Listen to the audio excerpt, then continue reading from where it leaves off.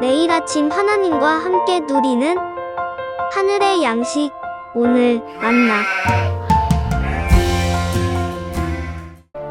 바벨론 왕 느부갓네살의 19째 해 5월 7일에 바벨론 왕의 신복 시위대장 느부사라단이 예루살렘에 이르러 여호와의 성전과 왕궁을 불살고 예루살렘의 모든 집을 귀인의 집까지 불살랐으며 시위대장에게 속한 갈대아 온 군대가 예루살렘 주위의 성벽을 헐었으며 성중에 남아있는 백성과 바벨론 왕에게 항복한 자들과 무리 중 남은 자는 시위대장 느부사라단이 모두 사로잡아가고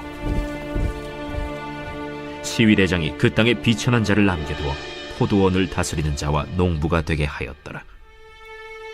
갈대아 사람이 또 여호와의 성전의 두 놋기둥과 받침들과 여호와의 성전의 놋바다를 깨뜨려 그 놋을 바벨론으로 가져가고 또 가마들과 부삽들과 부집개들과 숟가락들과 섬길 때에 쓰는 모든 놋그릇을 다 가져갔으며 시위대장이 또 불옮기는 그릇들과 주발들 곧 금으로 만든 것이나 은으로 만든 것이나 모두 가져갔으며 또 솔로몬이 여호와의 성전을 위하여 만든 두 기둥과 한 바다와 받침들을 가져갔는데 이 모든 기구의 놋무게를 헤아릴 수 없었으니 그 한 기둥은 높이가 18규빗이요 그 꼭대기에 놋머리가 있어 높이가 3규빗이요 그 머리에 둘린 그물과 석류가 다 놋이라. 다른 기둥의 장식과 그물도 이와 같았더라. 시위대장이 대제사장 스라야와 부제사장 스바냐와 성전 문지기 3사람을 사로잡고 또 성중에서 사람을 사로잡았으니 곧 군사를 거느린 내시 1사람과 또 성중에서 만난 바 왕의 시중 5사람과 백성을 징집하는 장관의 서기관 1사람과 성중에서 만난 바 백성 60명이라. 시위대장 느부사라단이 그들을 사로잡아가지고 림나 바벨론 왕에게 나아가매 바벨론 왕이 하마 땅 림나에서 다 쳐 죽였더라. 이와 같이 유다가 사로잡혀 본토에서 떠났더라. 유다 땅에 머물러 있는 백성은 곧 바벨론 왕 느부갓네살이 남긴 자라. 왕이 사반의 손자 아히감의 아들 그달리아가 관할하게 하였더라.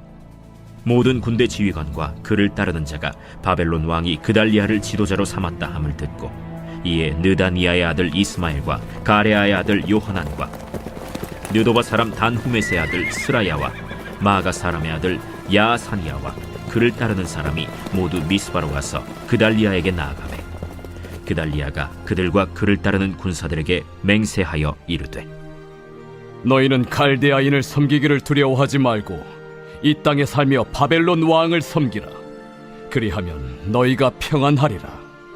7월에 왕족 엘리사마의 손자 느다니아의 아들 이스마엘이 부하 10명을 거느리고 와서 그달리아를 쳐서 죽이고 또 그와 함께 미스바에 있는 유다 사람과 갈대아 사람을 죽인지라.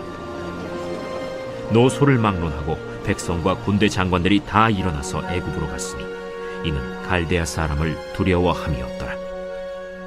유다의 왕 여호야긴이 사로잡혀간 지 37년 곧 바벨론의 왕 에윌무로닥이 즉위한 원년 12월 그달 27일에 유다의 왕 여호야긴을 옥에서 내놓아 그 머리를 들게 하고 그에게 좋게 말하고 그의 지위를 바벨론에 그와 함께 있는 모든 왕의 지위보다 높이고 그 죄수의 의복을 벗게 하고 그의 일평생에 항상 왕의 앞에서 양식을 먹게 하였고 그가 쓸 것은 날마다 왕에게서 받는 양이 있어서 종신토록 끊이지 아니하였더라. 성전이 무너졌습니다. 성전은 절대로 무너지지 않을 것이다 라는 믿음도 무너져 버렸습니다. 이미 하나님은 그들을 떠나셨습니다. 그런데 그렇게 떠난 하나님을 그들은 붙들지 않았습니다. 사실 하나님이 그들을 떠나신 것이 아니라 그곳에 항상 계신 하나님을 그들은 무시했습니다. 말로는 하나님을 경외한다고 말하면서 우상을 숭배했습니다. 하나님께 도움을 구한다고 말하지만 결국 강한 나라의 힘을 의지하려 했습니다. 그렇게 그들은 하나님의 길이 아니라 하나님을 떠난 왕의 길을 걸어갔고 결국에는 성전이 무너졌습니다. 하나님은 아프지만 외면하셨습니다. 자기 백성으로부터 얼굴을 돌리셨습니다. 바벨론에 의해 왕궁과 성전과 귀인들의 집은 불탔습니다. 이전에도 수많은 외세 침략에도 굳건했던 나라의 흔적은 사라졌습니다. 이것은 하나님과의 관계의 단절을 의미하는 것입니다. 그들이 지금까지 살아온 것은 우상의 힘도 강한 나라의 힘도 아니라 언약의 신실하신 하나님의 사랑의 결과였습니다. 하지만 하나님의 사랑으로 가득할 때 그곳은 웃음으로 가득했습니다. 아무리 강한 힘이 몰려와도 두렵지 않았습니다. 그렇게 하나님의 은혜와 사랑으로 적과 꿀이 흐르는 영광의 땅은 황량한 폐허가 되었고 사람들의 곡소리와 탄식, 울부짖음만 가득한 땅이 되었습니다. 지금의 상황을 보았을 때 역시 하나님 없는 부요함보다 하나님과 함께하는 가난이 더 큰 축복이라는 것을 깨닫게 되는 것이죠. 부요하지만 가난한 자의 삶을 사는 것보다 가난하지만 우리 주님으로 부요한 자의 삶을 살아가는 기쁨을 누릴 수 있기 때문입니다. 하지만 거기에 하나님이 빠지니 더 이상 그 기쁨을 누릴 수 없었습니다. 하나님이 없으면 모든 것을 갖춰도 사실은 폐허입니다. 우리의 영혼이 폐허인 채 누릴 수 있는 진정한 축복은 없습니다. 물질이 된 존재가 물질에만 의존할 뿐입니다. 반대로 바벨론에서라도 하나님이 함께 하신다면 그것은 축복이 되는 것이죠. 잡혀갈 때 잡혀가고 무너질 때 철저히 무너져야 하는 이유가 바로 여기에 있다는 것입니다. 그래야 다시 돌아오게 하시고 다시 세우시는 그 하나님을 우리가 그 자리에서 목격하고 경험하고 믿게 되기 때문입니다. 우리는 이 소망을 가지고 오늘을 살아가야 합니다. 화려한 성전은 무너졌지만 그곳에 하나님이 계시지 않는 것처럼 보이지만 하나님께서는 얼굴을 돌리셨다고 말씀하시지만 하나님은 약속에 신실하신 하나님이십니다. 거기에 우리의 소망이 있는 것입니다. 지금의 무너짐도 지금의 비참한 현실도 하나님께서 바라보고 계시고 하나님께서 일하고 계시는 과정 중에 있다는 것입니다. 우리 안에 버려야 할 것이 있다면 버리고 우리 안에 비워야 할 것이 있으면 비워내야 하는 과정이 필요합니다. 그 과정은 너무나도 아픕니다. 미련이 생기는 것도 있고 나의 죄를 직면해야 하는 일도 있고 비참한 현실을 마주해야 하기 때문입니다. 하지만 분명한 것은 그렇게 버리고 비워낸 자리에 하나님의 놀라운 회복이 있다는 것입니다. 그 회복의 시작은 항복하여 바벨론의 포로가 된 여호야긴이 옥에서 풀려나 죄수의 옷을 벗고 종신토록 여느 왕들보다 더 귀한 대접을 받습니다. 다 끝나버린 것처럼 보이는 하나님과 자기 백성 간의 언약이 다시 회복될 희망이 있다는 것을 보여주시는 것이죠. 하나님이 다윗에게 하신 영원한 나라에 관한 약속을 잊지 않으셨다라는 것입니다.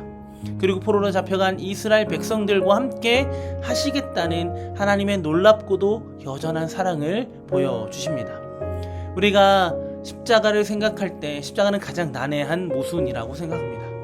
죽음이 끝이라는 상식에 맞서 새로운 시작이라고 말하고 있기 때문입니다. 승리의 길이라고 말하면서 처절하게 저버린 사건이기 때문입니다.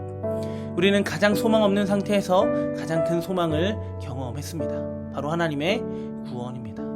구원을 기대할 수 없었던 비참한 상태에 있었던 우리를 하나님이 사랑하셔서 자신의 아들을 보내시어 우리를 향한 사랑을 확증하셨습니다. 그 사랑의 확증으로 오늘도 우리는 하나님을 사랑합니다. 성전이 무너진 것은 하나님 나라가 무너진 것이 아니라 회복되는 과정입니다. 하나님이 바벨론의 힘에 졌다고 느꼈을지도 모릅니다. 하지만 지금의 모든 시간은 하나님의 시간과 영역 아래에 있다는 것을 우리는 기억해야 하는 것이죠. 그러니 지금 우리가 느끼는 삶의 어려움으로 인해 좌절하는 것이 아니라 그 가운데 새 일을 이루시는 하나님을 온전히 바라보고 기대할 수 있어야 한다라는 것입니다. 우리가 비워내고 우리가 버리고 무너진 그 자리에 하나님의 참된 회복이 있음을 기억하며 그 사랑으로 오늘도 회복된 자의 삶을 살아가는 우리의 하루가 되기를 예수님의 이름으로 간절히 소망합니다.